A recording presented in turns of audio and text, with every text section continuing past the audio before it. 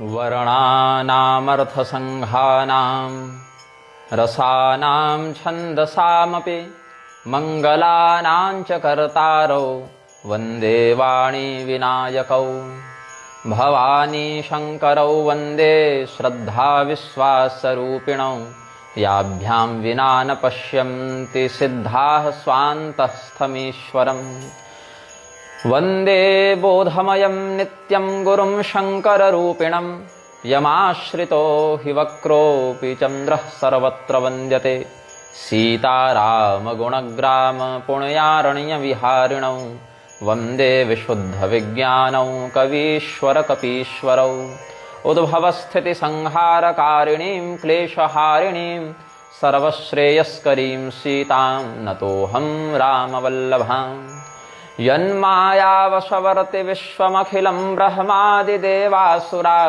यत्सत्त्वादमृषैव भाति सकलं रज्जौ यथा हेर्भ्रमः यत्पादप्लवमेकमेव हि भवाम्भोधस्थितिर्षावतां वन्देऽहं तमशेषकारणपरं रामाख्यमीशं हरिम्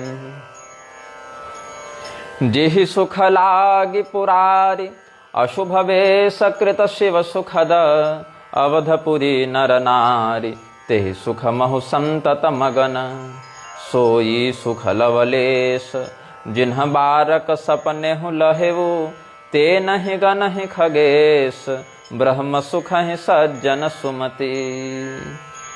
भगवान श्री रामचंद्र जी की जिस लीला का आस्वादन करने के लिए, जिस लीला का दर्शन करने के लिए, जिस लीला से आह्लादित होने के लिए भगवान महादेव भी विविध प्रकार के वेश को धारण करके अयोध्या में जाते हैं, वह वेश धारण किए बिना ही, अलग अलग प्रकार के माध्यमों से अपने स्वरूप को छिपाए बिना ही अयोध्या के वासी, अवधपुरी के वासी, अयोध्या धाम के निवासी भगवान की उस लीला का नित्य दर्शन करते रहते हैं। और जिसको एक बार इस लीला का आनंद प्राप्त हो गया, वो अयोध्या छोड़कर या भगवान की लीला का दर्शन छोड़कर ब्रह्मलोक या ब्रह्मानंद मोक्ष को भी प्राप्त नहीं करना चाहता है। तो काकभूषुंडी जी गरुड़ जी को बता रहे हैं कि इस प्रकार मैं अयोध्या में कुछ दिन रहा। 5 वर्ष तक ये रहते हैं, जब जब भगवान का जिस जिस कल्प में अवतार होता है। 5 वर्ष तक काकभूषुंडी जी अपने नील पर्वत वाले आश्रम को छोड़कर अयोध्या में ही रहते हैं। मैं पुनि अवध रहेऊ कछु काला, देखेऊ बाल विनोद रसाला, राम प्रसाद भगति बर पायऊ, प्रभु पद बंदे निजाश्रम आयऊ। तब ते मोहिन व्यापी माया, जब ते रघुनायक अपनाया। मैं अयोध्या में कुछ समय रहता हूँ, भगवान के मधुर बाल विनोद, बाल चरित्र का आनंद उठाता हूँ। और भगवान की कृपा से जब हमको भक्ति का वरदान मिला था, भगवान के चरणों को प्रणाम करके हम अपने आश्रम आए, तभी से मुझे भगवान की उस दुर्जया माया से कोई भय नहीं रहा। भगवान अपनी माया से मुझे सदैव के लिए मुक्त कर दिए। उनकी माया मुझे व्याप्त नहीं होती जब से भगवान ने हमें अपनाया है। और भगवान की माया के वशीभूत होकर जिस प्रकार हम नाचते रहे, भटकते रहे, वो सब वृत्तांत आपको बता ही चुके हैं। और अपना अनुभव हम बताते हैं आपको कि भगवान के भजन के बिना क्लेश का निवारण नहीं होता। अविद्या जो है वो 5 क्लेशों में प्रधान क्लेश है। तो क्लेश का निवारण कब होगा? जब भगवत भजन होगा। निज अनुभव अब कहूँ खगेशा, बिन हरि भजन न जाहि कलेशा, राम कृपा बिन सुनु खगराई, जान न जाय राम प्रभुताई। अब जिस व्यक्ति को भगवान में भक्ति चाहिए, उसको भक्ति उत्पन्न होने के लिए पहले विश्वास होना पड़ेगा। और विश्वास कब होगा? जब आप उस तत्व से अवगत हो जाएंगे। जाने बिनु न होई प्रतीति, बिनु प्रतीति होई नहीं प्रीति। जब तक आप उस विषय में जानेंगे नहीं, तब तक विश्वास नहीं होगा। विश्वास नहीं होगा तो प्रीति नहीं होगी, प्रेम नहीं होगा तो भक्ति भी नहीं होगी। और प्रीति बिना नहीं भगति दृढ़ाई, जिमि खगपति जलकै चिकनाई। तो इसके लिए कि इसकी आवश्यकता है। कौन बताएगा कि भगवान क्या है? विश्वास तब होगा जब भगवत तत्व के विषय में व्यक्ति जानेगा। तो कौन बताएगा भगवान के बारे में? तो गुरु बताएंगे। गुरोरितेन ज्ञानम न पृथक ज्ञानाद विरक्तता, न हि स्यात् परमानंदम राम भक्तिम बिना क्वचित। गुरु के बिना ज्ञान नहीं, ज्ञान के बिना वैराग्य नहीं, इनके बिना भगवान की भक्ति नहीं। मतलब यहाँ ज्ञान और वैराग्य जो है वो भक्ति के उत्पन्न होने में हेतु भी बन जाते हैं। किसका ज्ञान? भगवान का ज्ञान। किससे वैराग्य? संसार से वैराग्य। तब वह व्यक्ति सच्चा भक्त बन पाएगा, ये कहने का अर्थ है। ऐसे भक्ति अगर पहले हो जाए तो वह भक्ति ज्ञान के रूप में परिणत हो जाती है। और अगर पहले ज्ञान हो जाए और सार्थक दिशा में नियंत्रित शास्त्रीय विधान से चल रहा है तो उसी में भगवान अपनी भक्ति भी उत्पन्न कर देते हैं, अपनी भक्ति का वरदान दे देते हैं। बिनु गुरु होई की ज्ञान, ज्ञान की होई विराग बिनु, गावहि वेद पुराण, सुख की लहिय हरि भगति बिनु, को विश्राम की पाव, तात सहज संतोष बिनु, चले कि जल बिनु नाव, कोटि जतन पची पची मरिय। आप पतवार लेकर, जो नाविक है या जो भी नौकायन करना चाहता है वह व्यक्ति हाथ में पतवार लेकर, चप्पू लेकर खूब ऐसे ऐसे करता रहे, लेकिन अगर नाव जल में नहीं है तो नाव आगे नहीं बढ़ सकती।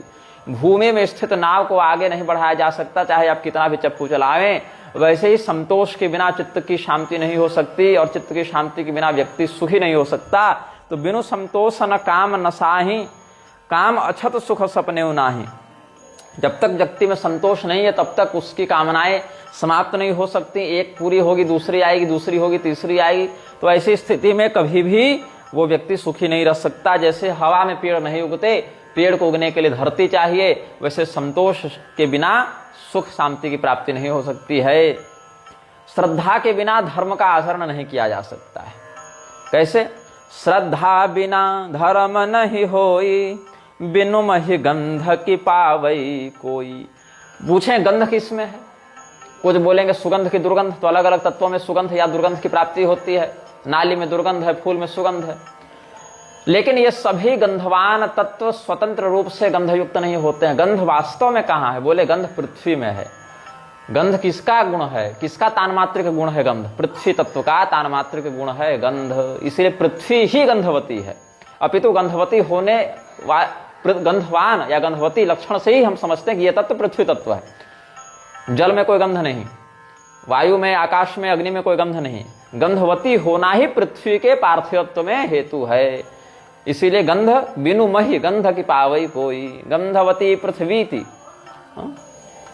गंधत्वम भूमावेव, पृथ्वी में ही गंध की स्थिति होती है। क्या तपस्या के बिना व्यक्ति तेजस्वी हो सकता है? ऐसे ही रस किसका है? तानमात्रिक गुण जल का। तो जल बिनु रस की होई संसार। विद्वान जनों की सेवा किए बिना, संगति किए बिना कोई शीलवान नहीं हो सकता, क्योंकि उसको पता ही नहीं कि चरित्रवान कैसे बने, शीलवान कैसे बने, सदाचारी कैसे बने। ऐसे ही स्पर्श परस की होई विहीन समीरा। स्पर्श किसका? वायु का गुण है। ऐसे जिस तत्व का जो गुण है उस तत्व के बिना वो परिलक्षित नहीं हो सकता। ऐसे ही भगवत भजन के बिना व्यक्ति भवसागर से दूर नहीं जा सकता, भवनाश नहीं हो सकता, भव भय नाश नहीं हो सकता। कवनिव सिद्धि के बिनु विश्वासा, बिनु हरि भजन न भव भय नाशा। तो क्या कहते हैं? इसीलिए बिनु विश्वास भगति नहीं, तेहि बिनु द्रवहीन राम। राम कृपा बिनु सपने हो, जीवन लह विश्राम। अस विचार मति धीर, तज को तर्क संशय सकल।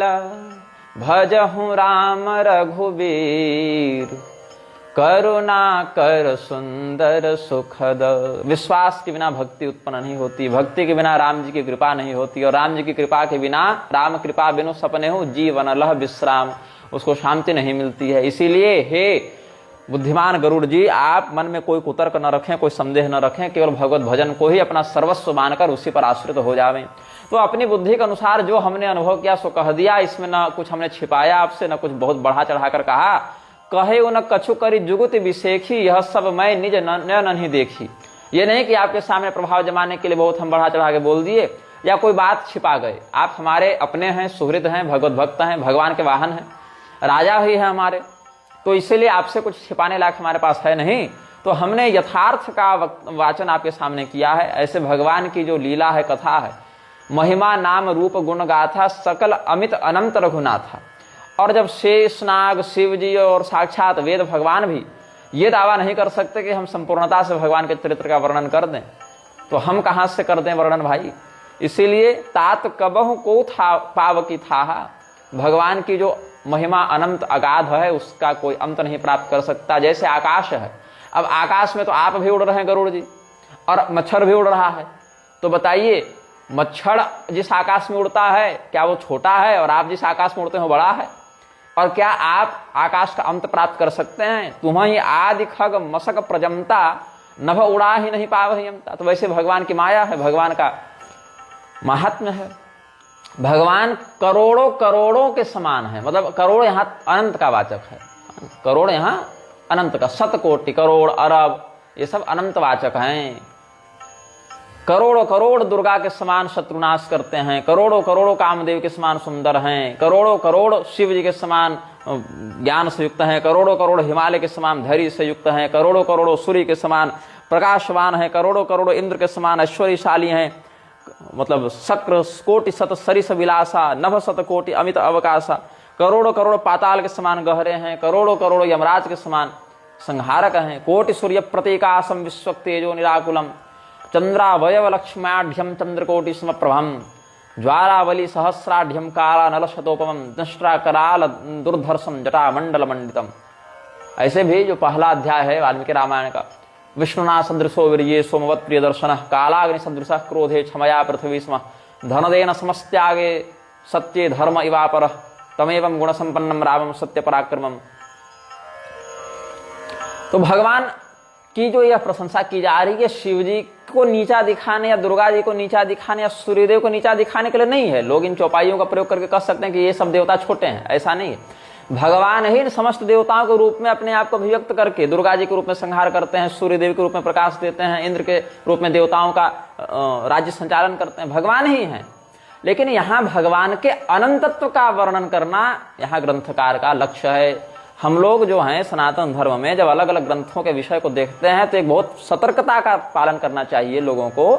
उस ग्रंथ में उस प्रसंग का उद्देश्य क्या है, लक्ष्य क्या है, वो बताना क्या चाहता है। जैसे इस प्रसंग में, जैसे लक्ष्मण जी को आप याद करें, जब उन्होंने प्रतिज्ञा की है कि आज तो अगर साक्षात शिव जी भी आ जावे तो मेघनाथ को मेरे हाथ से नहीं बचा सकते हैं, तो वहां शिव जी की निंदा करने में वो प्रसंग नहीं बोल रहे हैं। वो शिव जी क्या है मेरे सामने, ऐसा वहां लक्ष्य नहीं है। लक्ष्य है अगर कदाचित शिव जी भी आ जावे तो भी मेघनाद नहीं बच सकता, यहाँ मेघनाद का मरना है निश्चित, ये विषय लक्ष्य है। वहां मेघनाद का मरना निश्चित है, वो आज नहीं बचेगा, इस विषय को दृढ़ करना ही वहां लक्ष्य है। यहाँ शिव जी कमजोर हैं या बड़े हैं वो बताना लक्ष्य नहीं है।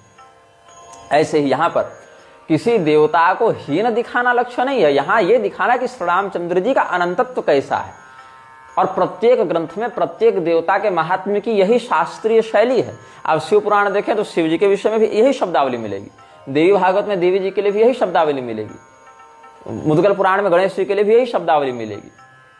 तो भाव यह है कि उस देव तत्व का, उस ब्रह्म तत्व का जब निरूपण कर रहे हैं तो ब्रह्म तत्व की अनंतता को दिखाने के लिए, उस अव्यक्त ब्रह्म के अनंतत्व को दिखाने के लिए उसके अन्य अभिव्यक्त स्वरूपों के सापेक्ष उसकी अनंतता का वर्णन करना, उसके अनंतत्व का वर्णन करना। शब्दावली थोड़ी प्रौढ़ हो सकती है लेकिन विषय यही है। निरूपम न उपमा आन राम समान, निगमागम कहे जिम कोटि शतख द्योतसम, रवि कहत अति लघुताल है, एहि भांति निज निज मति विलास, मुनीष हरि बखानहि, प्रभु भाव गाहक अति कृपाल, सप्रेम सुनि सुख मानहि। मतलब भगवान के विषय में जो बताया गया वो भगवान के अनंतत्व और अनुपमेयत्व के लिए कहा गया। भगवान अनुपमेय हैं, भगवान की किसी और तत्व से तुलना करके उपमा नहीं दी जा सकती कि इसके समान, क्योंकि ब्रह्म समान नहीं होता, अद्वितीय है। जहां दो हो वहां तुलना होती है, जो एक हो, अखंड हो, अद्वितीय हो, उसमें तुलना संभव नहीं है। इसलिए अगर कोई कहे कि सूर्य करोड़ जुगनू के समान है तो यहां सूर्य की निंदा ही करना हुआ। तो इसी प्रकार ब्रह्म तत्व की, श्री राम तत्व की किसी अन्य से तुलना करना भगवान की निंदा ही करना हुआ एक प्रकार से, क्योंकि वो भगवान अतुल्य होते हैं। राम अमित गुण सागर थाह कि पावै कोई, संतन सन जस किछु सुनेऊ तुम्हें सुनायो सोई भाव बस्य भगवान सुख।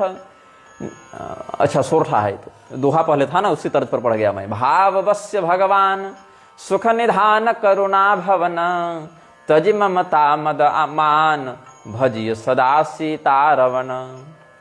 भाव बस्य भगवान, भगवान भावना के वशीभूत हैं। अब इसको ही लोग दुरुपयोग कर कहते हैं, करे भगवान तो भाव के भूखे हैं, जैसा भाव रखो वैसा कर लो। ऐसा भाव नहीं होना चाहिए जो शास्त्र विरुद्ध हो। भाव भी सद्भाव होना चाहिए, दुर्भाव नहीं होना चाहिए। भाव तो दोनों में है, कोई सद्भाव से युक्त होकर आया है, कोई दुर्भाव से। भावना भगवान को प्रिय है, भगवान भावना देखते हैं, तो भावना दुर्भावना है कि सद्भावना, ये देखना पड़ेगा ना। ऐसी भावना जो तमोगुण से आवृत्त हो, जो शास्त्र विरुद्ध हो, जो हमें पतन की ओर ले जाए, ऐसी भावना दुर्भावना है। और सच्चिदानंद घन भगवान की आज्ञा स्वरूप जो सत्शास्त्र हैं उनसे उत्प्रेरित भावना सद्भावना है। तो भगवान किस भावना के भूखे हैं? दुर्भावना के नहीं, सद्भावना के भूखे हैं। दुर्भावना से दुर्योधन भोजन करा रहा है, सद्भावना से विदुर जी करवा रहे हैं। भावना दोनों में है, भाव विहीन तो कोई होता नहीं, भाव शून्य आप हो ही नहीं सकते। आपकी भावना शास्त्र सम्मत है कि शास्त्र विरुद्ध है, यही देखना पड़ेगा। हाँ, कुछ ऐसे भक्तों के जीवन में ऐसे प्रसंग अवश्य आए हैं, जैसे सबरी जी के जीवन में भगवान के प्रति अपने उच्छिष्ट का निवेदन कर देना, या जनाबाई के जीवन में, कर्माबाई के जीवन में कुछ ऐसा आपाततः दर्शित हो सकता है कि उनमें अशास्त्रीयता थी उस कृत्य में। लेकिन उन्हीं महनीय चरित्रों में यह भी स्पष्ट किया गया कि उनको या तो उस समय शरीर की स्थिति का बोध नहीं था कि हम कर क्या रहे हैं, वो प्रेम की उस अवस्था में पहुंच गई थी कि उनको देह की स्थिति का बोध नहीं था कि हम क्या व्यवहार कर रहे हैं, हम नहाए हैं कि नहीं नहाए, हम जूठा दे रहे हैं कि स्वच्छ दे रहे हैं। तो देह की स्थिति में जो कृत्य किया जाता है, देहाभिमान की स्थिति में वही कृत्य किया गया, कृतम इति मन्यते, यह किया गया। और जो देह की स्थिति से अतीत होकर किया गया उसको अकृत कहा जाता है। यही कारण है कि आदि शंकराचार्य जी सन्यासी होने के बाद भी जब काम शास्त्र का अध्ययन करते हैं तो देह की स्थिति से अतीत होकर करते हैं, इसलिए उनको दोष नहीं लगा। और कुछ मूर्ख ऐसे हैं जो आजकल हमारा विरोध करने के चक्कर में शबरी जी को, ये सब जो शास्त्रीय प्रसंग है वहां शबरी जी के उस चरित्र की पवित्रता का ही खंडन कर देते हैं। शबरी जी के चरित्र की पवित्रता ही यही है, वह महात्म ही है कि भगवान के प्रति उन्होंने इस प्रकार से अपना निवेदन किया, आतिथ्य। देह की स्थिति से परे होकर किया गया वह कृत्य है, प्रेम के वशीभूत होकर। और इसी बात को भगवान ने कहा है कि प्रेम रूपी शुकी हो तुम, तोती हो, तोता, मादा तोता, तोती शुकी। और जैसे शुक के चोंच से फल को जब ठोर मारी जाती तो उसको अशुद्ध नहीं माना जाता है, वैसे ही तुम्हारे द्वारा प्रेम रूपी शुकी के द्वारा आस्वादित इस फल को हम उच्छिष्ट नहीं मानते हैं, प्रेमाप्लुत मानते हैं। ये भगवान ने वही स्पष्ट किया है। लेकिन इन लोगों को शास्त्रवाक्य को छोड़ना स्वीकार है, लेकिन अपना हठ छोड़ना स्वीकार नहीं है। तो शबरी जी को ब्राह्मणी बताकर या भगवान को उन्होंने जूठा फल नहीं खिलाया, ये कहना शबरी जी के पूरे चरित्र की ही हत्या करने के समान है, उनके चरित्र के मूल महात्म्य को ही विकृत करने के समान है। और ऐसे ही देखो, आदि शंकराचार्य जी ने जब स्त्रीगमन किया तो क्यों उनको दोष नहीं लगा? उन्होंने देहातीतावस्था में काम शास्त्र का ज्ञान प्राप्त किया। और यही बात उन्होंने भगवती सरस्वती को भी बताया जब उन्होंने आपत्ति की है कि आप सन्यासी होकर ऐसा कैसे किए। तब उन्होंने कहा, वही भाव रखते हुए जो अर्जुन को भगवान ने कहा था ना, यस्य नाहंकृतो भावो बुद्धि यस्य न लिप्यते। तो भगवान को भोग लगाने वाला भक्त भी उस स्थिति में है, और भक्षण करने वाले भगवान भी देहातीतावस्था में है, ब्रह्मावस्था में है। इसलिए सर्वम खलविदम ब्रह्म के अनुसार दोष नहीं लगेगा। लेकिन इतनी सामान्य और स्पष्ट बात को इतना उलझा कर लोग प्रस्तुत करते हैं अपने हठ को सही सिद्ध करने के लिए, यही वितंडा है। यही कारण है कि दुर्वासा मुनि गर्भ संहिता इत्यादि में देखिए, या अन्य गोपाल तापनी उपनिषद इत्यादि में देखिए, जहां गोपियां दुर्वासा जी को भोजन कराती हैं और दुर्वासा जी प्रतिज्ञा करते हैं कि हम एक तिनका भी न दुर्वा के बराबर भी न लिए हों, मतलब थोड़ा कण मात्र भी न लिए हों, तो ये यमुना जी शांत हो जावे। और गोपियां कहती हैं कि भाई अभी अभी हमारे द्वारा दिए इतने प्रकार के भक्ष भोज्यादि का इन्होंने आस्वादन किया है, और कहते हैं हम कुछ कभी न खाए हों। तो क्यों उनका वह कथन असत्य नहीं माना गया? क्यों वह प्रतिज्ञा सार्थक हो गई? क्योंकि वो देहातीतावस्था में किया गया कृत्य था, देहाभिमान से परे वो घटना घटित हुई। गुणा गुणेषु वर्तम तो इति मत्वा न सज्जते। इसीलिए देहातीतावस्था में जो कृत्य किया जाता है वहां भाव के वशीभूत भगवान है ऐसा समझकर उसके लौकिक शुद्धि या अशुद्धि का चिंतन नहीं किया जाता है, ये रहस्य। और जहां पर आप देहगत स्थिति में है, आपको होश है कि मच्छर काट रहा है, आपको होश है कि 4 बज गया है, आपको होश है कि बेटा स्कूल से आने वाला है, वहां अगर रजस्वला अवस्था में भोग लगा रहे हैं तो लात खाने वाला काम है। तब वहां घोर पातक का काम है। तब वहां भाव की मतलब जो आप दुहाई देते हैं कि भगवान भाव के भूखे हैं और हमारा भाव बहुत अच्छा है, शरीर अच्छा हो नहीं पा रहा, भाव इनका पहले अच्छा हो गया। लोग कहते हैं ना कि मन शुद्ध होना चाहिए, मन साफ होना चाहिए, शरीर का क्या है? अरे शरीर को साफ करना सरल है कि मन को साफ करना सरल है? शरीर साफ हो नहीं पा रहा है, इनसे मन पहले साफ हो जा रहा है। हाँ, तो उसमें भी बात है कि मन भी साफ उसी का होता है जो किसी काल में निष्ठापूर्वक दैहिक शौचाचार का पालन कर चुका होगा। अष्टांग योग में जो यम नियम आदि बताए गए हैं उसमें एक बहुत महत्वपूर्ण और प्रधान भाग बाह्य शुद्धि का है, उसके बाद अंतः शुद्धि होती है। खैर, तो यहां कागभूषुंडी जी ऐसे कहते हैं कि भगवान भाव के वशीभूत हैं। अगर आपका भाव उस स्थिति में पहुंच गया है तब कोई बात नहीं, लेकिन जब तक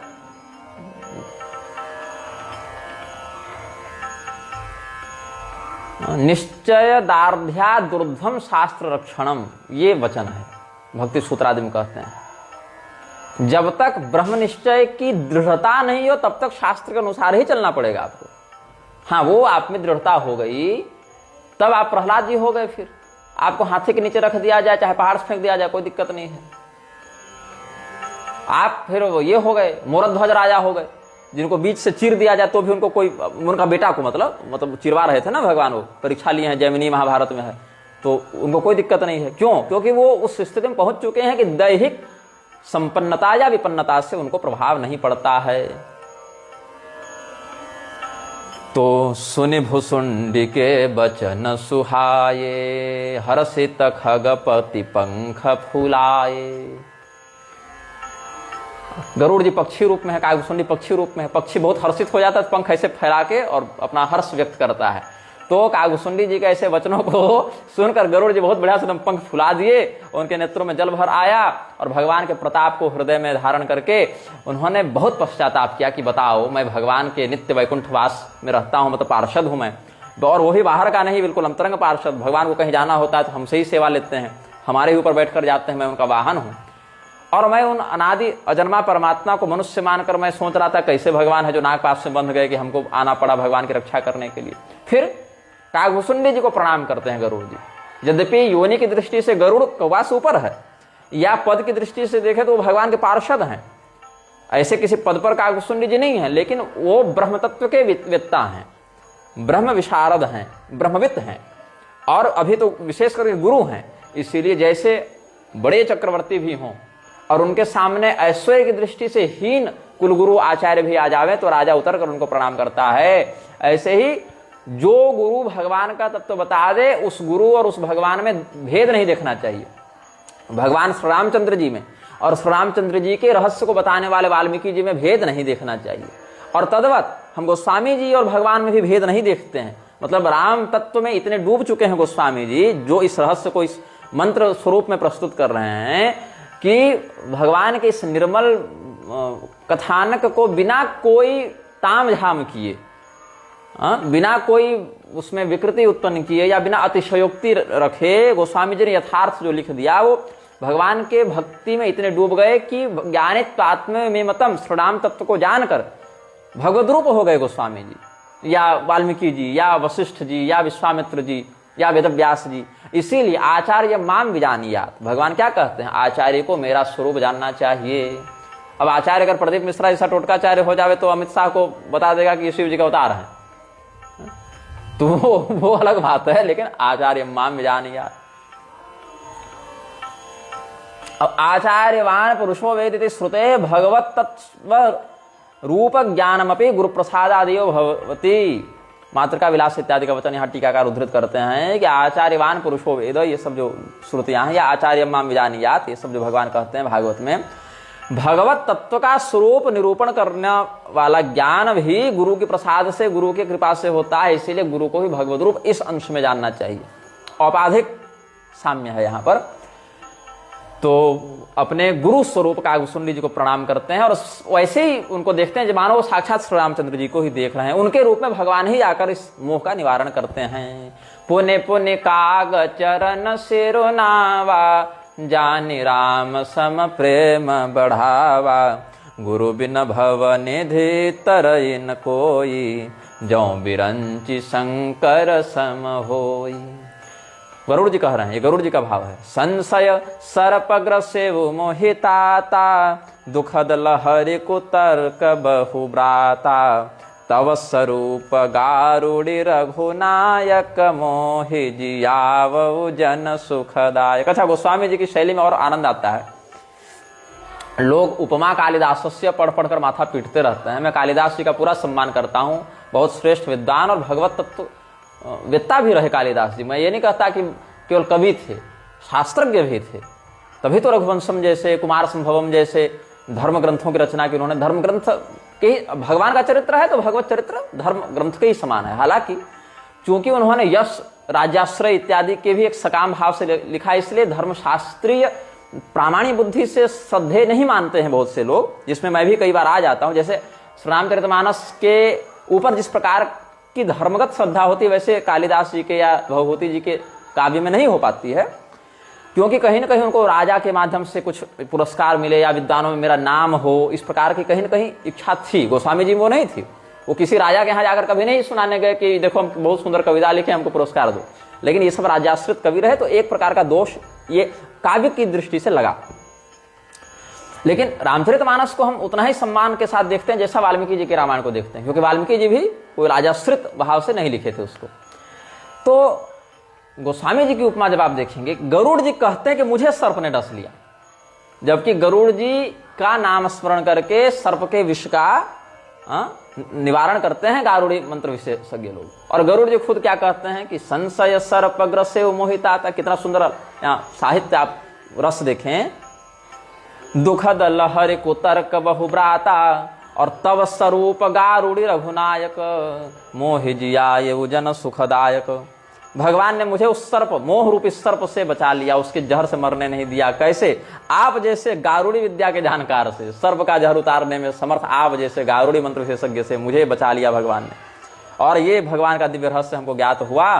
तो बारंबार कागभूषुंडी जी को प्रणाम करके, हाथ जोड़कर उनको खूब संतुष्ट करके, और फिर गरुड़ जी अपने भाव को आगे व्यक्त करते हैं। ताहि प्रशंसी विविधि विधि, शीश नाई कर जोरी, बचन विनीत सप्रेम मृदु, बोले वो गरुड़ बहोरी। प्रभु अपने अविवेकते, बूझे वो स्वामी तो ही, कृपा सिंधु सादर कहु, जानि दास निज मोहि। सर्वज्ञ सुमतिशील सत्यवान सीमानद, रामचंद्रस्य दासत्वं ज्ञान विज्ञान संयुतः।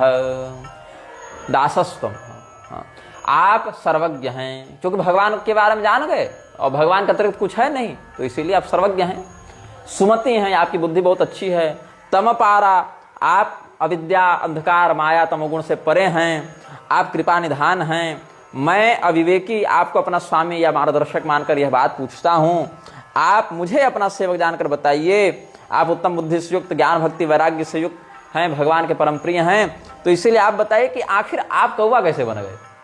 बात ऐसी है कि आप जिस वैराग्य या जिस भक्ति या जिस विवेक या जिस ज्ञान से युक्त हैं, वो देव दुर्लभ है, ऋषि दुर्लभ है। ब्रह्मा जी भी कदाचित उस ज्ञान को न जानते हो, तभी तो ब्रह्मा जी ने शिव जी के पास भेजा और शिव जी ने आपके पास भेजा। वो जानते तो क्यों नहीं बता देते। तो इस स्तर पर आप बैठे हुए हैं, फिर आप कौवा के शरीर में क्यों हैं? तो आप बताइए इसका क्या रहस्य है। क्योंकि शिव जी ने हमको बताया था कि आपका नाश तो महाप्रलय के समय नहीं होता, कल्पांत में भी नहीं होता, और श्रेष्ठ जन कभी झूठ नहीं बोलते, और शिव जी तो विशेष करके झूठ नहीं बोलेंगे। तो शिव जी के वचन पर संदेह करना भी भारी मूर्खता है। शिव जी कह दिए मतलब हो गया, और कदाचित अगर उसमें कोई संदेह हो तो वाचमर्थोनुधावती, शिव जी की वाणी का अनुसरण घटनाक्रम करेगा। शिव जी की वाणी नहीं बदलेगी, घटना बदलेगी। ये प्रभाव होता है महापुरुषों की वाणी का, और शिव जी तो परम पुरुष हैं। फिर तो मृषा वचन नहीं ईश्वर कहि, सो मोरे मन संशय। फिर संशय हो रहा है गुरुदेव।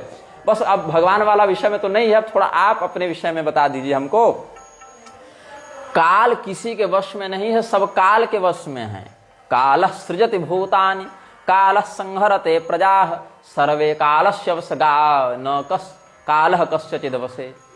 काल के ऊपर किसी का नियंत्रण नहीं, सभी काल के नियंत्रण में होते हैं। तो चार प्रश्न किया है गरुड़ जी ने यहाँ। क्या कि रामचरित सर सुंदर स्वामी पायौ कहाँ कहो न भगामी, ये सभी पूछा है। तो पहला प्रश्न है कि आप कौवा का शरीर कैसे धारण किया, आपको कौवा का रूप कैसे मिला, पहला प्रश्न।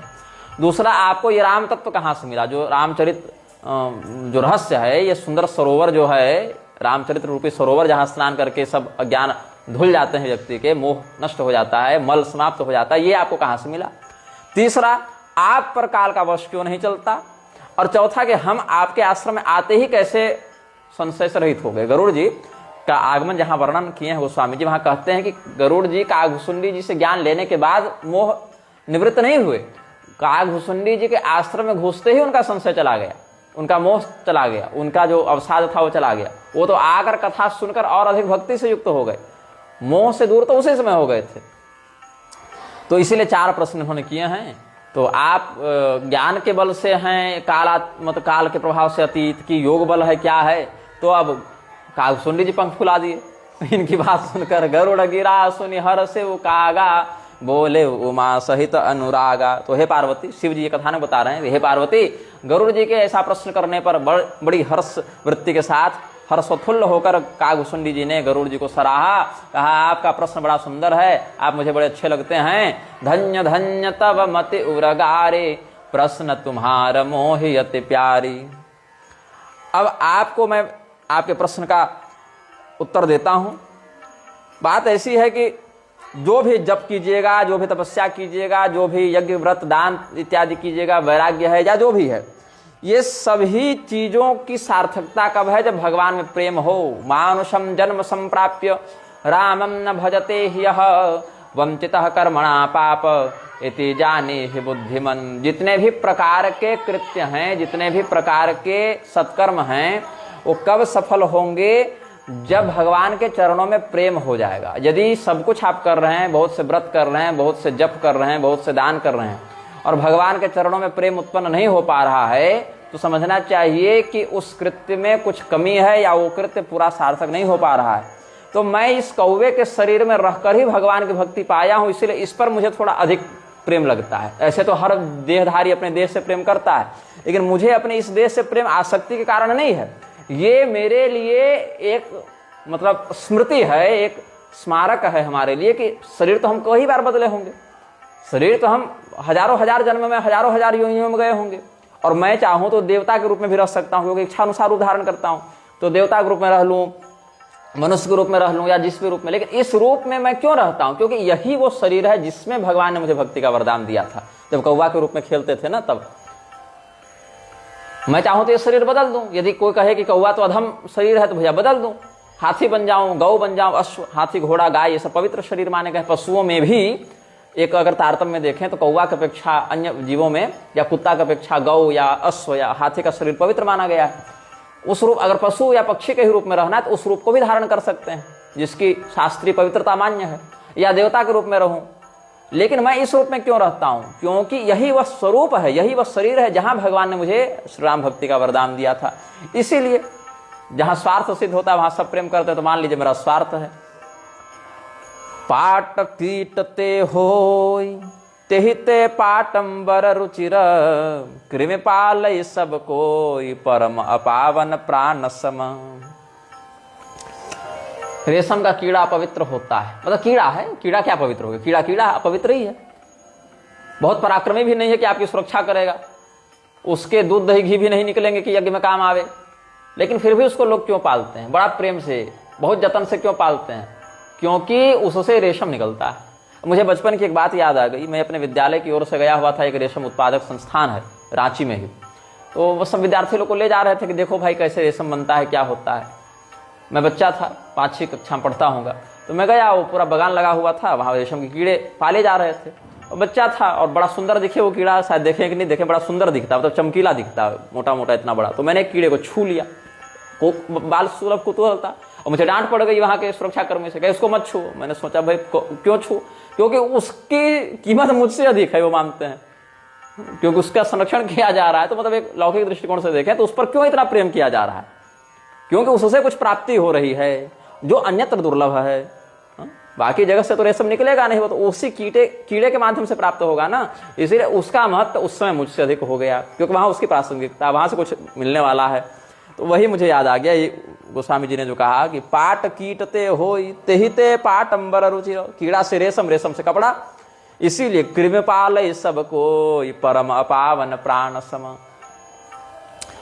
तो ये मेरा स्वार्थ मान लो, लेकिन स्वार्थ भी परमार्थ कब बन जाता है? स्वार्थ साच जीव कहूँ एहा। सच्चा स्वार्थ क्या है? कि मन क्रम वचन राम पद नेहा, सोई पावन सोई सुभग शरीरा, जो तनु पाई भजिय रघुवीरा।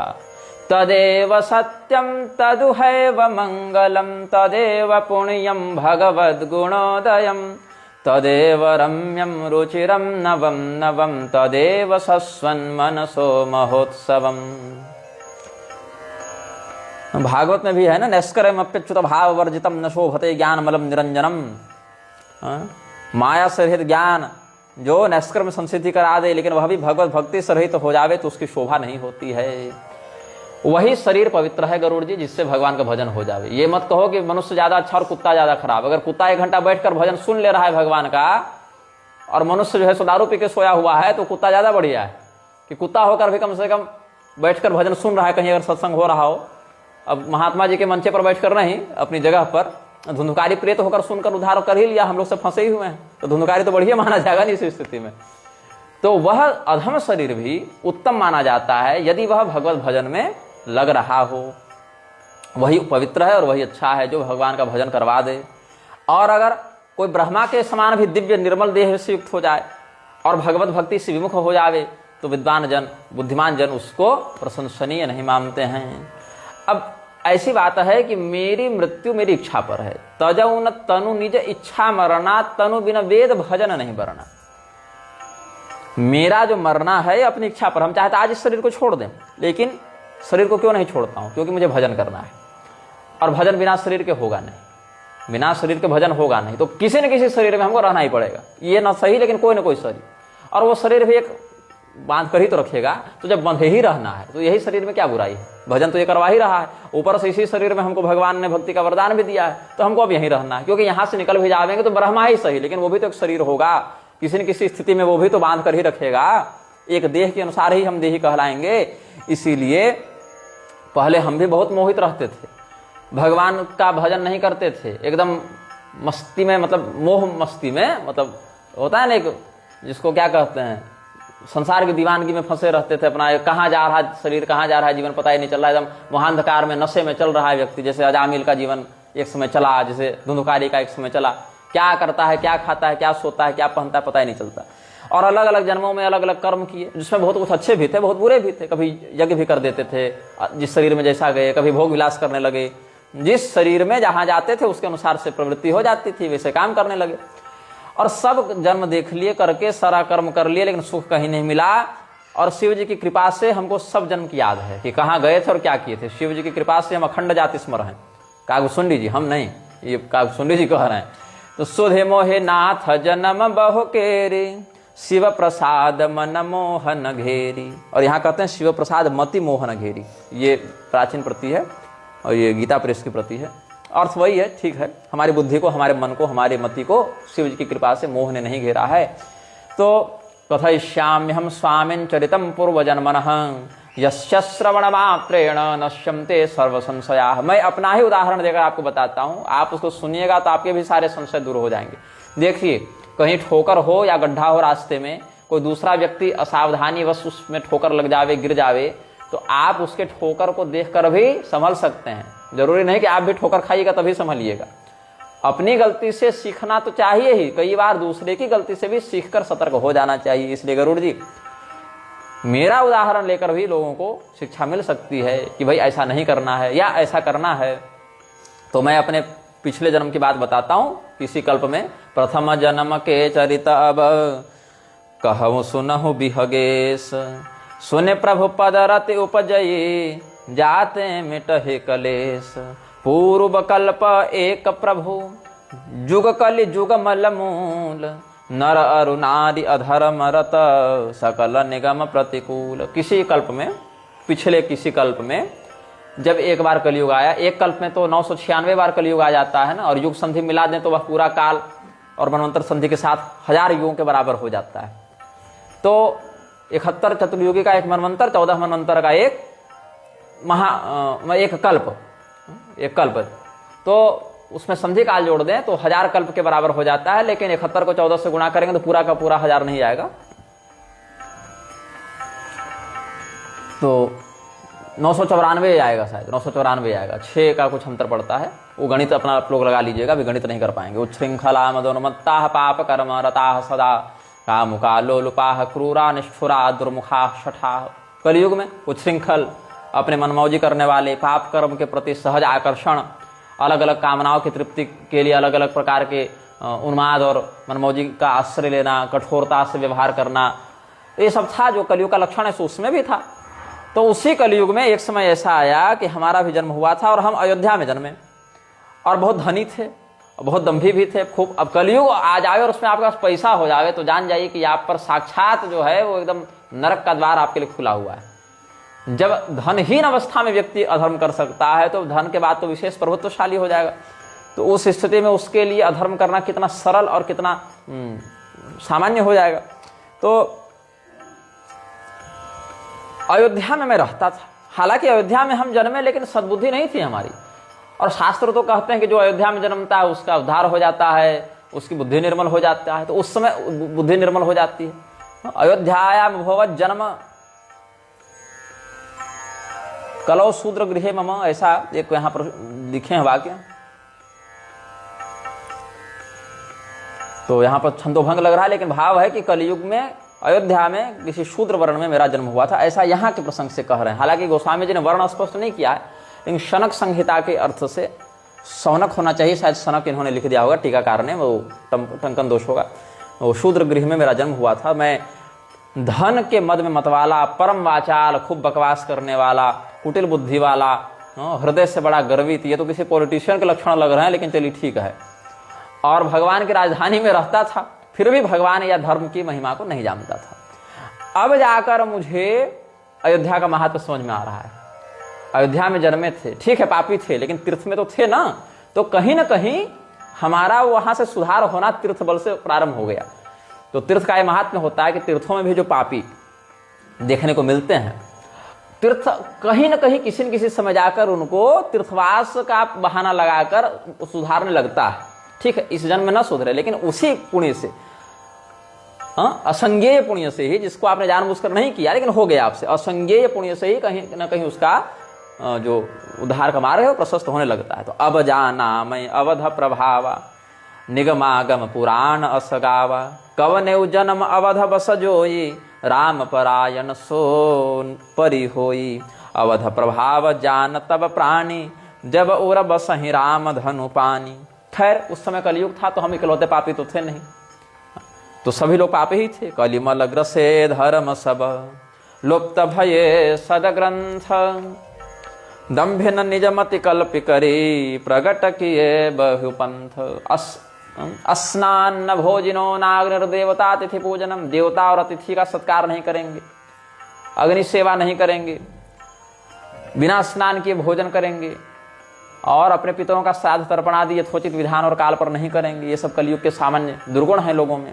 न वेदाः प्रभवस्तत्र स्मृतीनां स्मरणं कुतः, नानेतिहास युक्तानां सत्यमार्ग प्रदर्शिनां।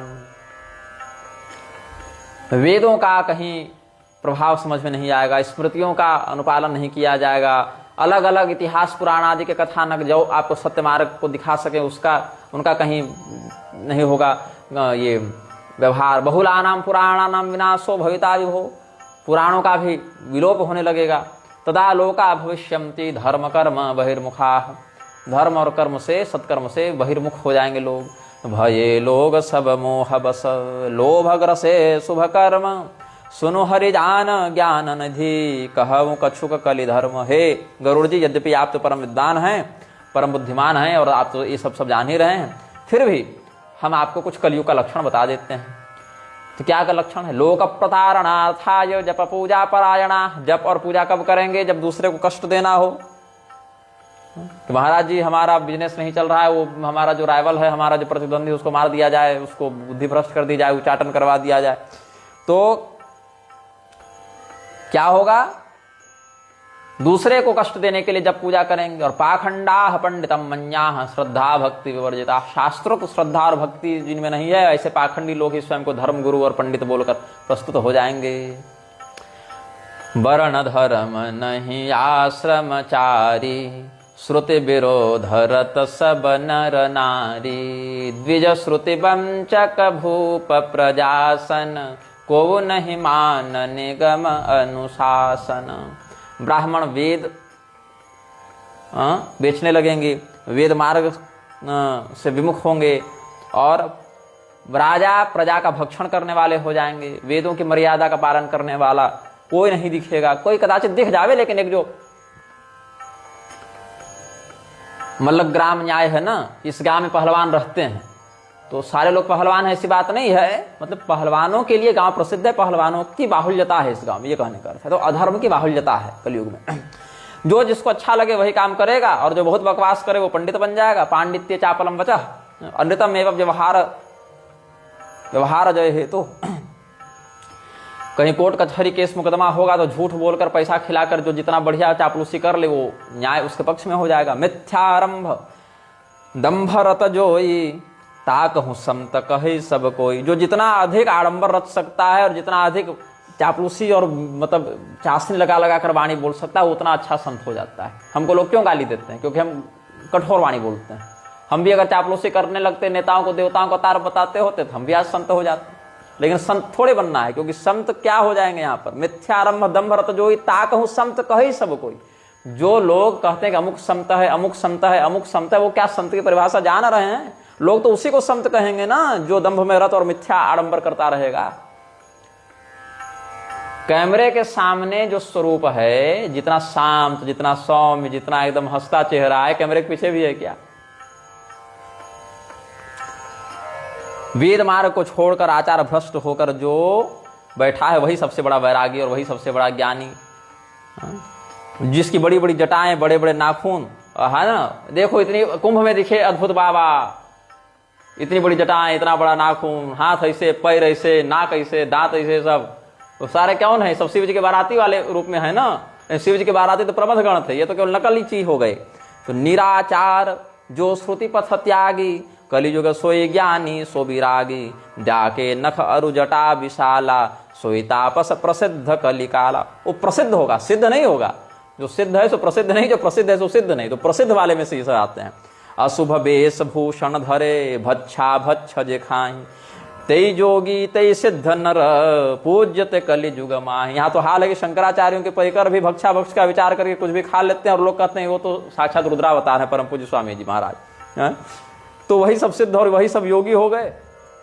जो गधे का दूध पीने लगे वो योग ऋषि हो गए। गधे का दूध पीने वाले जब योग ऋषि बन सकते हैं। जे अपकारी चार तिन्ह कर गौर, अच्छा ये सोरठा हो गया, दोहा के बाद सोरठा दी है ना।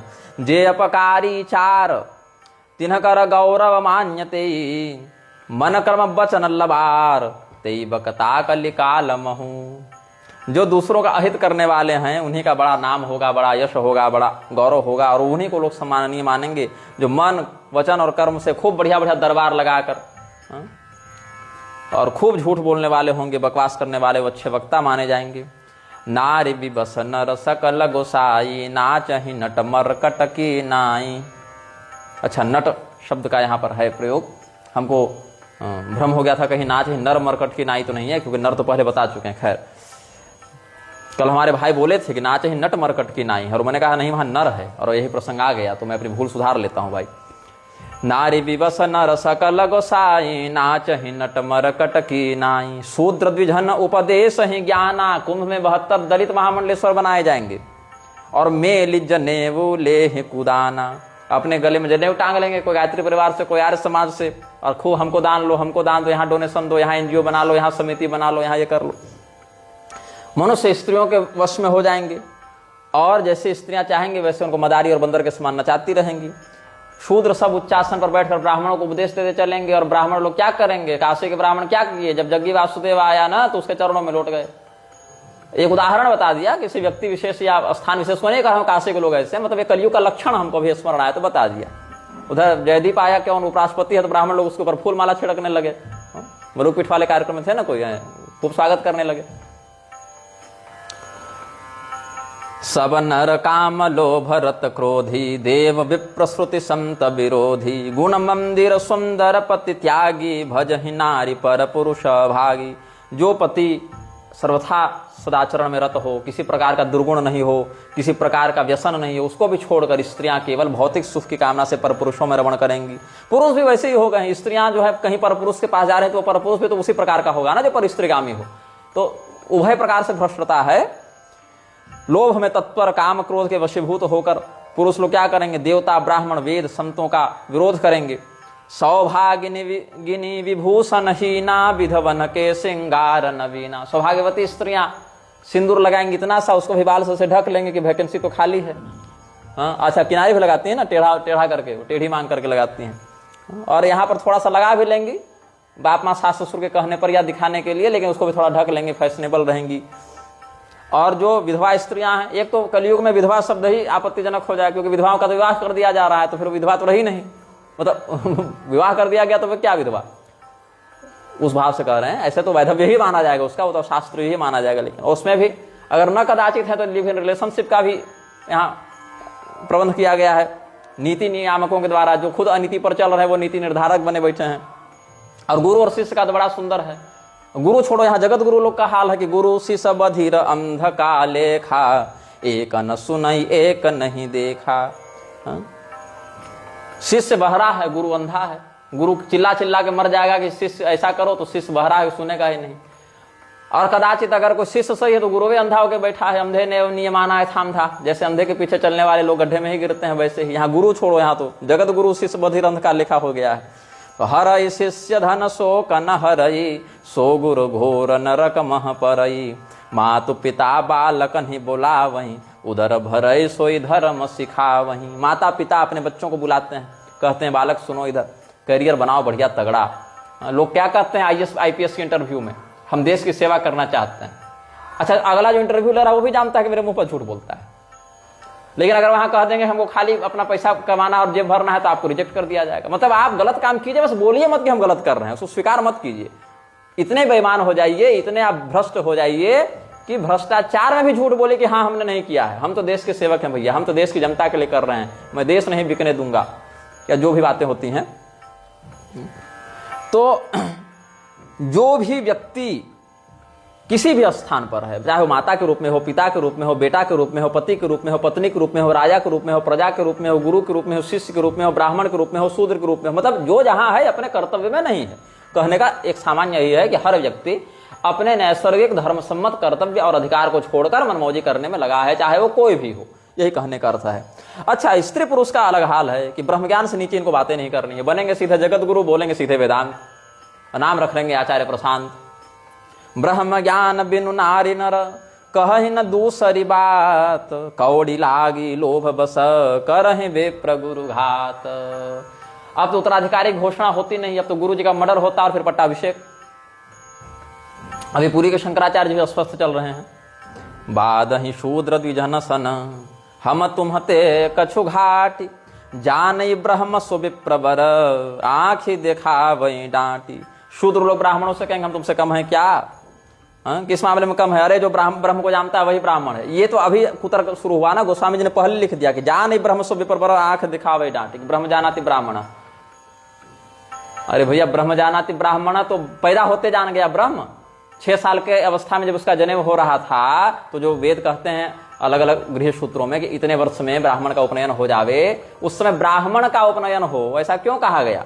इसका अर्थ है कि वो ब्रह्मज्ञान यज्ञोपवीत से पहले भी किसी परिभाषा के अनुसार तो ब्राह्मण था। वो कौन सी परिभाषा थी? वहां उसके कौन से ब्रह्मज्ञान का लक्षण दिख रहा था? और ब्रह्मज्ञान की स्थिति में तो दैहिक चिन्हों का कुछ महत्व नहीं रहता, तो उसको जने फिर देही क्यों रहे हो? क्षत्रिय, जो क्षत व्यक्ति का रक्षण करे, त्राण करे, वह क्षत्रिय, यह भी निरुक्त है ना। तो क्षत्रिय जो रक्षा करे, तो 10 साल 11 साल में किसकी रक्षा किससे कर दिया था? ये सब बातें लोग समझते नहीं है। गोस्वामी जी सारा कुछ लिख दिए हैं। अब गुरु की हत्या करके मठ को हड़पना, गुरु के भोजन में मिलावट करना, धीमा जहर देना, ये सब में बहुत से महंत फंसे हुए हैं। हमने तो बहुत सारे विषयों में स्पष्ट रूप से लोगों को सतर्क करने का प्रयास किया, जैसा पूरी शंकराचार्य जी का हमने अपना नाम लिया, लेकिन गुरु जी का प्रारब्ध और चेलों का षड्यंत्र वो लोग ही समझे भाई। व्यक्ति कितनी बार समझाएगा, कितनी बार सतर्क करेगा? जब व्यक्ति स्वयं नहीं सुधरना चाहे, समझना चाहे, सतर्क होना चाहे, तो बाहर से लोग कितना कर लेंगे? तो परत्रिय लंपट कपट सयाने मोह द्रोह ममता लपटाने तेय अभेदवादी ज्ञानी नर देखा मैं चरित्र कलिजुग कर। पराई स्त्री में आसक्त लोग जगत गुरु हो जाएंगे, वेदांती हो जाएंगे, कपट करने में चतुर लोग महामंडलेश्वर हो जाएंगे, मोह द्रोह ममता में लिपटे लोग अद्वैतवादी हो जाएंगे। ब्रह्म जीव में अभेद है ऐसा हम उपदेश कर देते हैं। अरे भैया, तो बोल देने का विषय थोड़ी है। और ये सब लोग स्वयं तो भ्रष्ट होते ही हैं। जहां दूसरे लोग कोई सत्कर्म का पालन करना चाहे उसको भी भ्रष्ट करते हैं कि पहलगाम में जाति पूछकर गोली नहीं मारी। अरे भैया, तो तुम्हारा बाप का भी नाम नहीं पूछा था, माँ का भी नाम नहीं पूछा था, तुम कौन पार्टी को वोट देते हो ये भी नहीं पूछा था, तुम कहाँ नौकरी करते हो ये भी नहीं पूछा था, तुम कौन सी भाषा बोलते हो ये भी नहीं पूछा था, तुम शाकाहारी हो का मांसाहारी हो ये भी नहीं पूछा था। पूछा तो कुछ नहीं था उन्होंने, लेकिन क्या पूछा कि धर्म तुम्हारा क्या है। और धर्म कौन बताते हैं? धर्म शास्त्र बताते हैं। मतलब तुमको हिंदू तो मानता था, तो तुम हिंदू क्यों थे? उसके लिए क्योंकि तुम वेद पुराण के अनुसार, शास्त्र के अनुसार चलते थे शायद। मतलब उसकी अपेक्षा तो यही थी कि तुम हिंदू क्यों हो? क्योंकि तुम कुरान नहीं पुराण को मानते हो, तुम बाइबल नहीं महाभारत रामायण को मानते हो।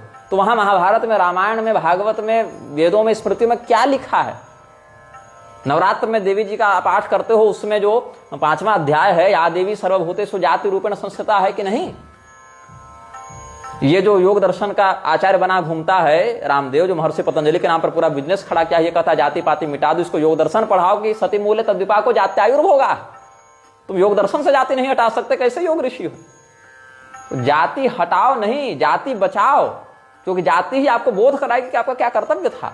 इतने लाखों लाखों क्षत्रिय जो मरे युद्ध में, मुगलों से लोहा लेते हुए, युद्ध करते हुए, या अन्य आतताइयों से, क्यों? क्योंकि उस समुदाय को पता था कि मैं इस जाति का हूं और मेरा ये काम है।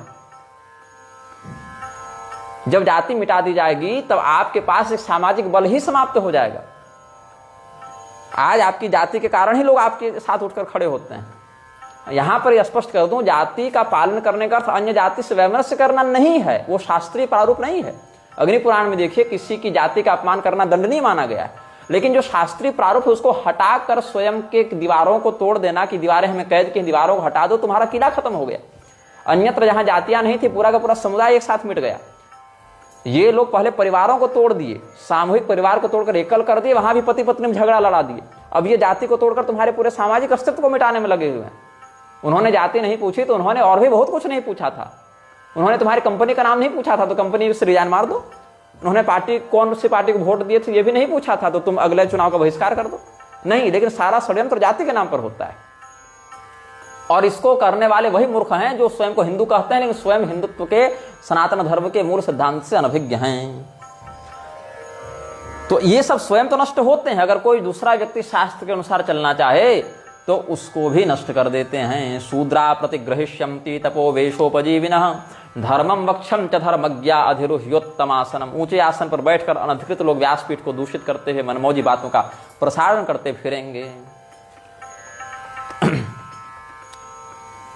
आप गए अरु तिन्हु घालहि, ते कहूँ सतमार्ग प्रतिपालहि। कलप कलप भरी एक एक नरका, परहि जे दूषहि श्रुति करि तरका। अब जे बर नाधम तेलि कुम्हारा, स्वपच किरात कोल कलवारा। 4 वर्ण हैं, चारों वर्णों में चौथे वर्ण के स्थान पर हैं शूद्र। तो शूद्र में जैसे तेली हो गए, कुम्हार हो गए, चांडाल हो गए, भील, कोल, कलवार इत्यादि जो मदिरा इत्यादि का कार्य करते हैं, ऐसे लोग जो हैं वो भी क्या करते हैं? अपने घर की अगर संपत्ति नष्ट हो जाए, कोई व्यापार समाप्त हो जाए, या पत्नी इत्यादि मर जाए तो मूड़ मुड़ाकर सन्यासी बनकर महामंडलेश्वर और जगत गुरु बन जाते हैं। ये उनके भी कर्तव्य का नाश करता है, उनको भी नरक भेजता है और उनके अनुसरणकर्ताओं को भी नरक भेजता है। अरे भाई, क्षत्रिय होकर अर्जुन अपना धनुष फेंककर कह रहे थे श्रेयो भोक्तुम भैक्षमपि लोके, भगवान ने कहा नहीं, तुम क्षत्रिय हो, तुम्हारा ये काम है। वैसे ही निषाद राज गुह क्या किए? वशिष्ठ जी का समान गुरुकुल खोल के प्रवचन देने लगे? नहीं, वो जाति से निषाद थे, उन्होंने वही कर्म किया, इसीलिए भगवानों को हृदय से लगाए और रावण को मारे, लेकिन निषाद राज को नहीं मारे। क्यों भगवान ने इन लोगों का सत्कार किया? क्योंकि ये स्वकर्मनिष्ठ थे। स्वधर्मे निधनम श्रेय पर धर्म भयावह। जैसे यहाँ तेली, कुम्हार इत्यादि शब्द को लगाकर, भील, कोल, कलवार, स्वपच ये सब लगाकर कुछ लोग गोस्वामी जी को गाली देते हैं जातिवादी बोलकर। बताइए, धर्म व्याध कसाई थे जाति के, लेकिन स्वकर्मनिष्ठ थे, स्वधर्म का पालन करते थे, अपने जातिगत कर्तव्य का पालन करते थे। तो उनसे मार्गदर्शन लेने के लिए नरोत्तम ब्राह्मण गए कि नहीं गए? तो क्यों गए? हालांकि गुरु दीक्षा नहीं लिए, कोई ऐसा मंच पर व्याख्यान नहीं करे थे, एक सत्संग ही था, लेकिन क्यों? क्योंकि उनमें जो धर्म का बोध, कर्तव्य का बोध था वो इनमें अभी नहीं था। यही कारण है। भीष्म पितामह क्षत्रिय थे, हाँ, व्यासपीठ से नहीं व्याख्यान दे रहे थे, सरसैया पर ही जो बात बता दी है वो कितना बड़ा धर्म ग्रंथ बन गया महाभारत। तो क्यों ऐसा हुआ? क्योंकि स्वकर्मनिष्ठ थे, स्वधर्मनिष्ठ थे। विदुर जी शूद्र वर्ण के थे ना, तो क्यों विदुर जी का सम्मान वेदव्यास जी और सनत कुमार जैसे बड़े बड़े संत करते थे? क्यों? क्योंकि वो शूद्र होकर शूद्रोचित कर्तव्य में, उस मर्यादा में स्थित थे। शबरी जी, विदुर जी, धर्मव्यास, ये सब क्यों सम्माननीय हुए? शूद्र बोलकर इनको को निकाल तो नहीं दिया। क्यों सम्माननीय हुए? क्योंकि शूद्र होकर शूद्र का काम कर रहे थे। जो ब्राह्मण होकर ब्राह्मण का काम किया, क्षत्रिय होकर क्षत्रिय का काम किया, वैश्य होकर वैश्य का काम किया और शूद्र होकर शूद्र का काम किया, वो सारे के सारे लोग सम्माननीय माने गए। क्योंकि सहजं कर्म कौन्तेय सदोषम अपि न त्यजेत्। हर काम में दोष है, ब्राह्मण के काम में दोष नहीं है। अभी पहले ही प्रकरण में वशिष्ठ जी का प्रकरण बता दिए, जहां पौरोहित कर्म को निंदित बताए हैं वशिष्ठ जी, तो ब्राह्मण का काम बहुत बढ़िया हो गया क्या? वहां भी तो पौरोहित कर्म में एक दोष है, प्रतिग्रह दोष है। वैसे ही केवट के काम में भी कोई दोष है, तेली के काम में भी कोई दोष है, कलवार के काम में भी कोई दोष है। क्षत्रिय के काम में दोष नहीं है क्या? बिल्कुल है। वो प्रजा से टैक्स ले रहा है, उसका भी दोष बनता है। इतने लोगों को मारना पड़ता है, दंड देना पड़ता है, तो हत्या संबंधी कोई तो आंशिक दोष लगता ही है ना, उसके प्रायश्चित के लिए यज्ञ करता है। अरे महिला घर में झाड़ू लगा रही, उससे कितने कीड़े मर सकते हैं? कोई छोटी चींटी हो, चूल्हा जला रही, आग जला रही, उससे ऊपर के ताप से कोई मक्खी मर सकती, वो भी दोष है। दोष रहित तो कोई कर्म है ही नहीं। इसीलिए जिसका जो कर्तव्य है उसको करना ही पड़ेगा। सहजं कर्म कौन्तेय सदोषम अपि न त्यजेत् सर्वारंभाय दोषेण धूमेन अग्निरिवावृता। आग लगेगी, धुआं उठेगा। आप कर्म करेंगे, कोई ना कोई दोष वहां किसी न किसी दृष्टिकोण से होगा। इसीलिए सबको स्वकर्मनिष्ठ होना चाहिए। और ऐसे लोग क्या करेंगे? फिर ब्राह्मणों से अपने पैर की पूजा करवाएंगे, और ब्राह्मण भी क्या हो जाएंगे? ऐसा नहीं केवल उनको कहा, आगे की पंक्ति में ब्राह्मणों को भी लपेटा है गोस्वामी जी ने। विप्र निरक्षर लोलुपकामी निराचार सठ वृषली स्वामी। लोभी, अनपढ़, कामुक, आचारहीन, मूर्ख और परिस्त्रीगामी हो जाएंगे। कौन? ब्राह्मण भी इस प्रकार के दुर्लक्षणों से युक्त हो जाएंगे। शूद्र करहि जप तप व्रत नाना बैठी बरासन कहि पुराना। शूद्रगण भी क्या करेंगे? अलग अलग जप तप व्रत के नाम से लोगों को ठगेंगे और व्यासपीठ पर बैठकर बड़ी कथाओं के माध्यम से खूब पैसा बटोरेंगे। फिर हो जाएगा मध्य प्रदेश में हल्ला कि अमुक समाज की कथावाचिका को ब्राह्मणों ने कथा नहीं करने दिया। ये सब कलयुग के लक्षण है। वो सारे लोग सनातन धर्म के विरोधी हैं जो स्वकर्मनिष्ठ न होकर अपने वर्णोचित कर्तव्य का अतिक्रमण करते हैं। सब मनमाना आचरण, सब वर्ण संकर होने लगते हैं। भये वर्ण संकर कली भिन्न से तु सब लोग करहि पाप पावहि दुख भय रुज शोक वियोग। तब क्या होगा? अकाल, महामारी, भूकंप, युद्ध, विभीषिका, अलग अलग प्रकार के रोग शरीर में, अलग अलग प्रकार के झगड़े, झंझट, कपट, कालुष्य, केस, मुकदमे, हत्या, बलात्कार, ये सब जो व्यवस्थाएं क्यों है? क्योंकि अपना काम छोड़ के बाकी सबका काम सबको करना है। श्रुति सम्मत हरि भक्ति पथ संयुत विरति विवेक ते ही न चल ही नर मोह बस कल्प ही पंथ अनेक। जो वेद पुराण निगमागम सम्मत संप्रदाय युक्त मर्यादा है उसको छोड़कर अपना एक एनजीओ बना लेंगे। कोई आर्य समाज बना लिया, कोई गायत्री परिवार बना लिया, कोई ब्रह्मा कुमारी बना लिया, कोई निर्मल बाबा के पास चला गया, कोई करौली के पास चला गया। और ये सब जो शास्त्रों को देवी देवता के नाम पर कुछ कर भी रहे हैं, धीरेन्द्र वगैरह, कोई श्रीयंत्र बेच रहा है, कोई मुसलमानों के साथ दुबई में जाके कार्यक्रम करा रहा है अलग अलग, कोई राम कथा के नाम पर याहुसन करवा रहा है, कोई शिव पुराण के नाम पर अमित शाह को शिवावतार बता रहा है। तो क्या है? नाम भगवान का लगा देंगे या किसी ग्रंथ का लगा देंगे? या तो बिल्कुल नहीं लगाएंगे, ब्रह्मा कुमारी टाइप का, या जय गुरुदेव एक आ गया है, इस टाइप का कोई आ जाए, इस प्रकार का कोई आ जाए। या अगर लगाएंगे भी तो शिव जी का फोटो लगा देंगे, लेकिन अपनी मनमानी शिव जी की परिभाषा गढ़ देंगे। जैसे ईसा फाउंडेशन वाला जग्गी, वो क्या कर देगा? शिव जी के समान एक दिखने वाली एक आकृति बना देगा, चंद्रमा लगा देगा, त्रिपुंड हटा देगा, शिव जी के ऊपर पैर रख देगा या अग्नि पर पैर सेकेगा, ये सब व्यवस्थाएं करेगा। तो या तो देवताओं का नाम ही हटा देंगे या उनका एक नाम लेकर एक ब्रांड अपनाते हुए, लाल बाबा, पीला बाबा, काला बाबा, कोई हनुमान जी को बेच रहा है, कोई राधा जी को बेच रहा है, कोई शिव जी को बेच रहा है, कोई कृष्ण भगवान को बेच रहा है, कोई अपना अपना जो है, कोई राम जी को बेच रहा है। और कुछ न मिला तो साईं बाबा तो सबका पेट पालने के लिए पैदा हो ही गए थे, सबका मालिक एक करके। तो मतलब ये कहने का मतलब है कि पूरी अव्यवस्था चल रही है जिसको लोग धर्म और जागरण और अलग अलग नाम दिए हुए हैं। बहुधाम सवारहि धाम जति। आप अपना घर देख लीजिए और जाकर मठ में महंत जी का कमरा देख लीजिए। और महंत जी सन्यासी हैं और आप गृहस्थ हैं। वैराग्य सबसे बड़ा बिजनेस है कलयुग में। वैराग्य से बड़ा बिजनेस कोई नहीं है। तपस्वी जो हैं वो सबसे अधिक पैसा वाले होंगे, और जो गृहस्थ हैं उनको 2 वक्त की रोटी के लिए, 2 समय के आहार के लिए जगह जगह खोजना पड़ेगा कि कहाँ से क्या प्रबंध हो जावे। जो सती स्त्री होगी, चरित्रवती स्त्री होगी, पुरुष कहेंगे अरे तुम तो पिछड़े जमाने की हो, इसको घर से निकाल दो, इसको प्रताड़ित करो। और जो चरित्रहीना स्त्री होगी उसके रूप श्रृंगार पर रीझ कर उसको अपने घर में ले आएंगे। माता पिता की सेवा पुत्र तभी तक करना चाहेगा जब तक पत्नी का मुख दर्शन न हो जाए। एक बार मुंह दिखाए हुए कि वहां से पूरा उसका नेटवर्क ही गोल हो गया। अपने घर छोड़कर ससुराल से ज्यादा प्यार करने लगेंगे। माता पिता कोई बात कहें तो नहीं, लेकिन अगर सास ससुर फोन कर दें दामाद जी दौड़े दौड़े पहुंच जाएंगे कि हाँ हाँ क्या आवश्यकता है। राजाओं का अलग हाल चल रहा है। अपना खजाना भरने के लिए वो किसी भी हद तक जा सकते हैं, प्रजा पर कितना भी अत्याचार कर सकते हैं। प्रजा कोई अपराध न भी करे तो नए नए टैक्स और नए नए कर या फाइन या जुर्माना जो कह लीजिए उसको लगा लगा कर करेंगे। जो जनेऊ टांग लिया अपने आप को ब्राह्मण घोषित कर देगा। जो कपड़ा लत्ता खोलकर फेंक दिया सबसे बड़ा तपस्वी माना जाएगा। जो वेद और पुराण को नहीं मानते, कलयुग में सच्चे संत और सच्चे भगवान के भक्त वही माने जाएंगे। क्या कह देंगे, अरे भगवान तो भाव के भूखे हैं, तुम लोग तो पोथी पढ़ पढ़ के पैदा हो गए हो, तुम लोग तो पोथी पढ़ पढ़ के ज्ञानी हो गए हो। ये सब कह देंगे कौन? जो व्यक्ति स्वयं वेद पुराण की मर्यादा से दूर चले गए हैं। केवल मीडिया अटेंशन मिल जावे, लाल पीला कपड़ा पहन के खूब भर माथा से लेके गाल तक टीका पोत लिए हैं और मीडिया कैमरा के सामने इंटरव्यू दे रहे हैं। राधे राधे, कृष्ण कृष्ण, जय जय श्री सीताराम, ओहो महाराज कहते। और वेद पुराण का कुछ ज्ञान नहीं, कुछ बोध नहीं। लेकिन क्या है कि वही सबसे बड़े सिद्ध हो गए, वही सबसे बड़े संत हो गए। ये सब बातें हैं। बहुधाम सवारहि धाम जते विषया हरि लीन्हि न रहि बिरते। तपसी धनवंत दरिद्र गृहे कलि कौतुकतातन जात कही। कुलवंते निकारहि नारी सते गृह आनहि चेरि निबेरि गति।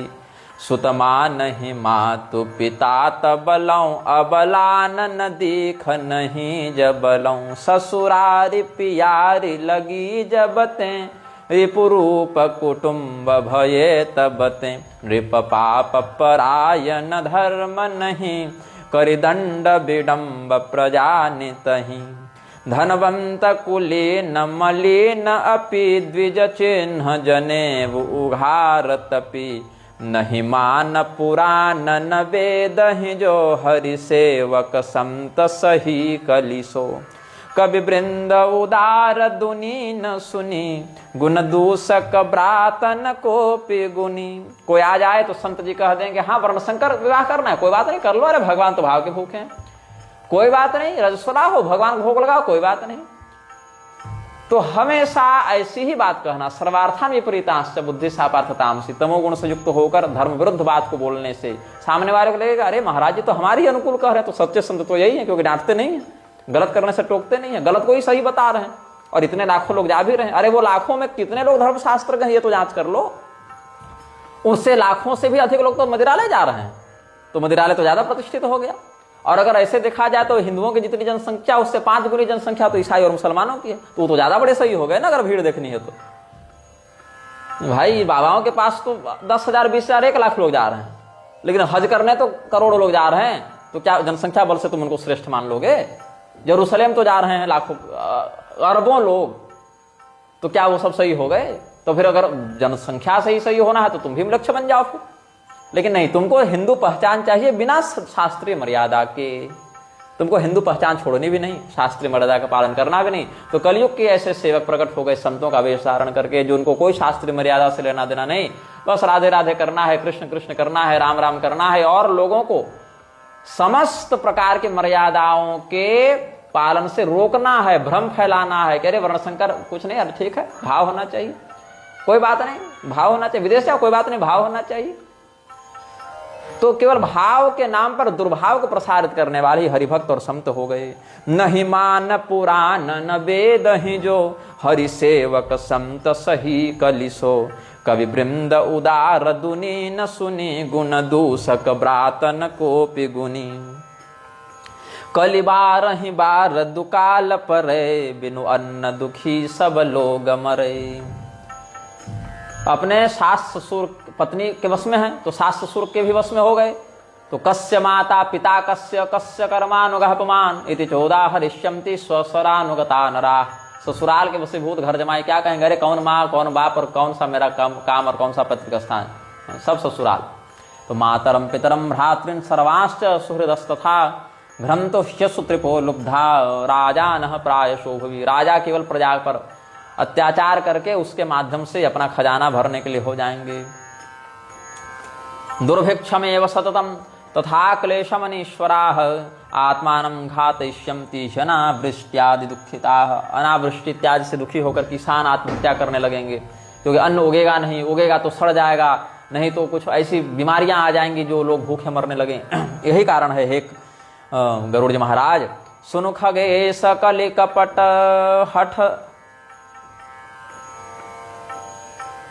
हठ में रुकेगा ना, ये तो दोहाई है। सुनु खगे सकल कपट हठ दंभ द्वेष पाखंड मान मोह मारादि मद व्यापि रहे ब्रह्मंड। तामस धर्म करहि नर जप तप व्रत मखदान।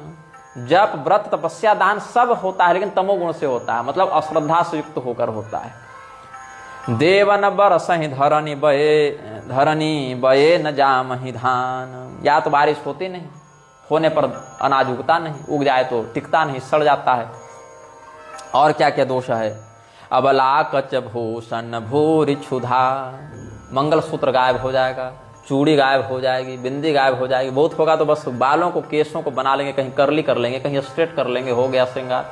हाँ स्ट्रेट कर लिए, कर्ली कर लिया, आजकल होता है अलग अलग पार्लर की भाषा में। और उनकी इच्छाएं कभी तृप्त नहीं होती हैं। ये ला दो वो ला दो, ये ला दो ये ला दो ये ला दो के चक्कर में कभी उनकी इच्छा तृप्त नहीं होगी। और सुख तो चाहती है लेकिन सुख का जो हेतु है सदाचरण धर्म, उसमें उनकी नहीं रहती मति। और बहुत कठोर मानसिकता की होती हैं, निर्मम से निर्मम हत्या करने में, क्रूरता करने में भी पीछे नहीं हटती। हर व्यक्ति किसी न किसी रोग से पीड़ित है, हर व्यक्ति किसी न किसी अभिमान के कारण अन्यत्र विरोध करता है। कब मर जाए, 10 साल 5 साल का जीवन है, कब मर जाए, आज मर जाए कल मर जाए कुछ पता नहीं। लेकिन घमंड ऐसा है कि ब्रह्मा पहले मरेंगे, बल्कि हम ब्रह्मा का श्राद्ध खा के मरेंगे।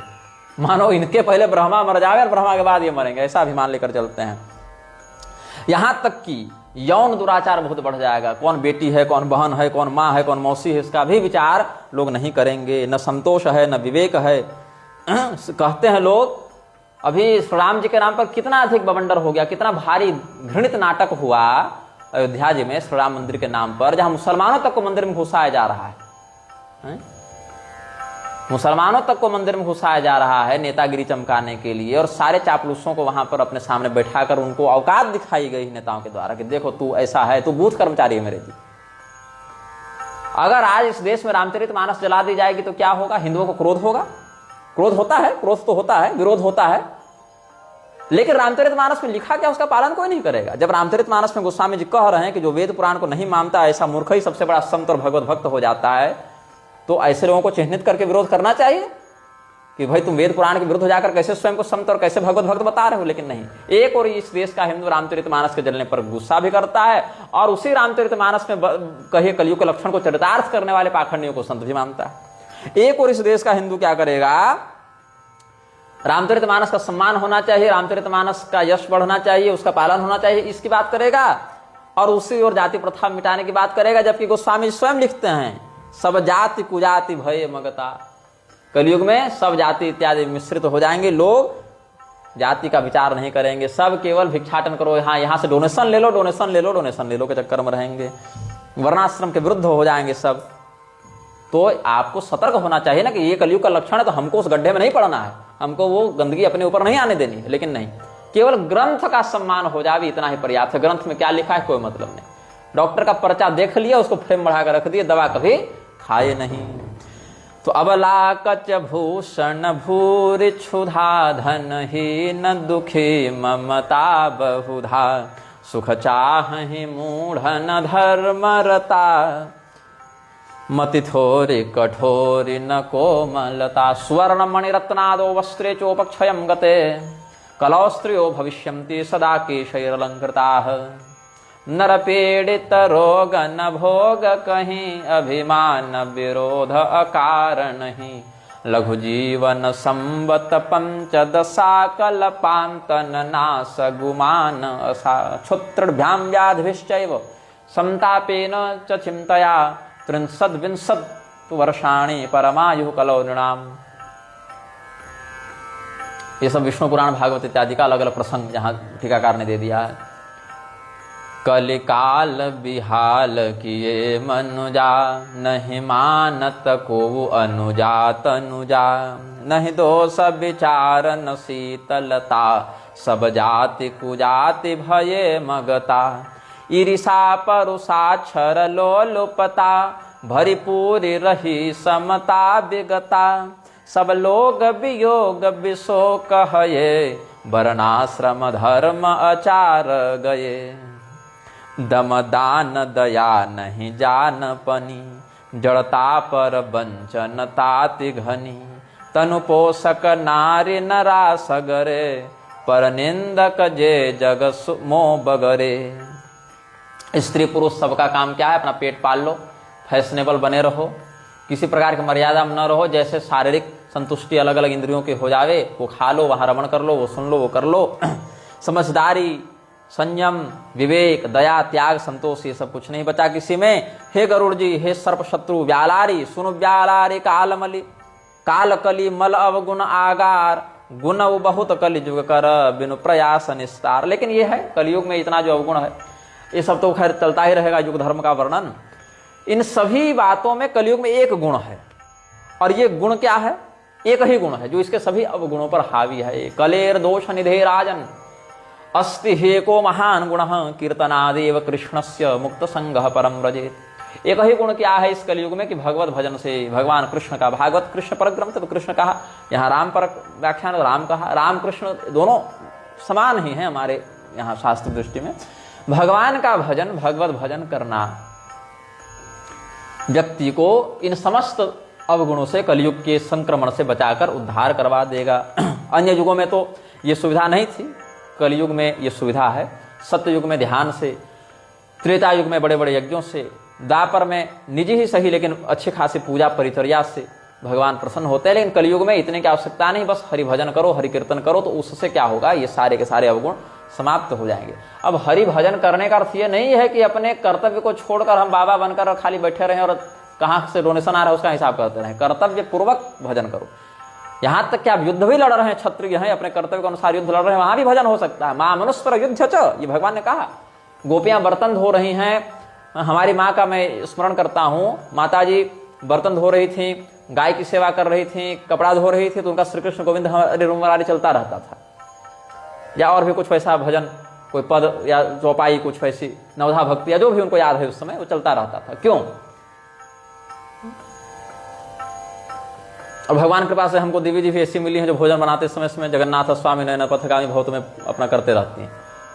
तो बात ऐसी है कि आपको भजन करने के लिए किसी अलग से मंदिर में बैठकर कोई मुहूर्त निकालकर कोई संकल्प लेकर करना आवश्यक नहीं। आप जिस अवस्था में हैं, जहां हैं, स्नान कर रहे हैं, उसमें भगवान का चिंतन नहीं हो सकता है क्या? भाई 2 लोटा उछलते उधर श्री राम जय राम मन में व्यक्त कर सकता है। कपड़ा बदल रहे हैं तो हरे कृष्ण कृष्ण कृष्ण हरे हरे, ये सब कर सकता है। हरे राम अपना कर सकता है।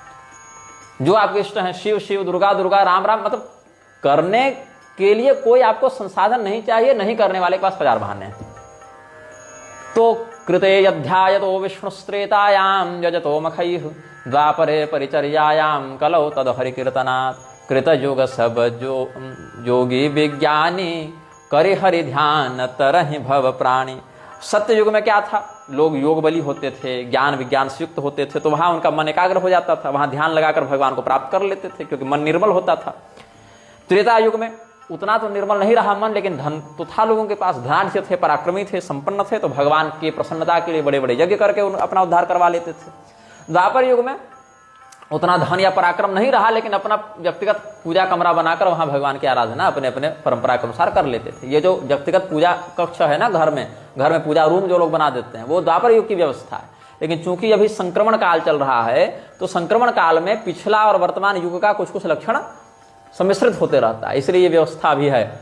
लेकिन ये भी जब नहीं रहेगी या होने पर भी कम से कम भगवत भजन तो व्यक्ति कर ही सकता है। तो कलियुग केवल हरि गुण गाहा, गावत नर पावहि भवथाहा।